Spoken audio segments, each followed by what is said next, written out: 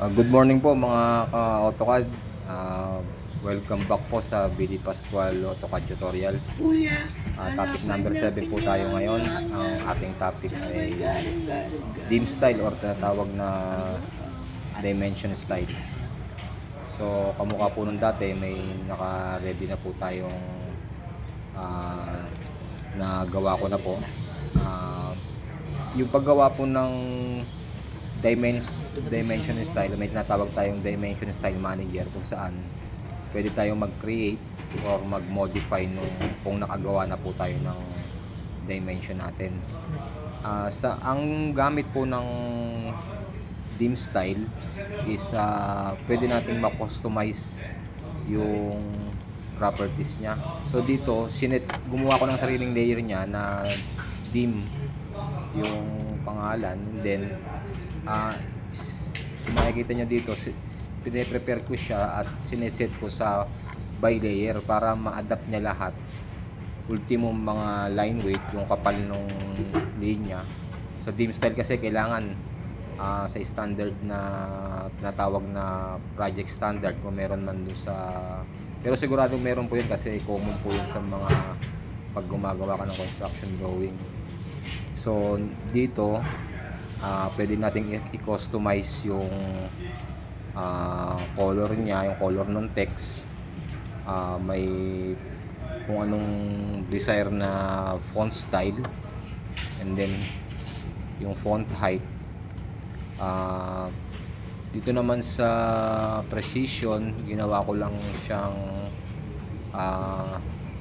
0 kasi ang alam ko dito is sa millimeter ko siya nakaset. So yung pag 1 meter yung sukat, meaning 1,000 ang lalabas dyan, patumbas ng 1 meter. So dito may naka-prepare po ako na isang 1:100 yata, tsaka 1:20. So magkaiba siya ng properties. Isang nakaset sa 1:100, isang nakaset sa 1:20. Pero kung mapapansin nyo, dito halos similar yung text font nya, yung size. Pero pwede naman nating iisang dim style lang, kahit magkaiba siya ng scale, pwede nating i-adapt yun.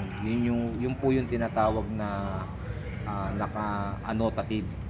Kumbaga kahit magkakaibang scale yung gagamitin natin, pero yung properties nung dim style na na-create na natin is pare-pareha siya ng font style, font size, kung ano man yung properties, pwede natin i-apply kahit magkakaiba yung dimension, pagka magkakaiba na siya ng windows dito sa viewport sa layout. Pero ituturo ko na po yun sa susunod natin topic. Yung previous project ko po, meron kaming tinatawag na project standard. Ito makikita nyo dito, naka-Excel file siya. So nakatabulate dyan kung may corresponding na sukat, ultimo arrowhead, yung properties ng isang dim style as per sa scale na gagamitin.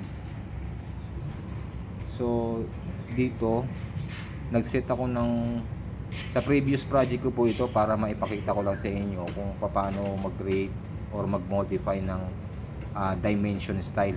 Kung mapapansin nyo dito, nakatutok yung arrow sa 100 annotative. Yan po yung sinasabi ko na pwede natin siyang iset ng naka-annotative. Kahit magkaibang scale ang gagamitin, parehas ang lalabas na font size, font style, kung ano man ang project standard na i-apply natin. So sa susunod pong topic natin is ituturo ko na po sa inyo kung paano mag-set ng dimension style na naka-annotative. Sana po tumuto kayo sa susunod ng mga video, lalo na sa mga beginners, para kahit paano bago sila mag-schooling may idea na sila sa pagdodrawing. Okay, yun po muna. Sana po suportahan nyo po yung iba kong video. Salamat.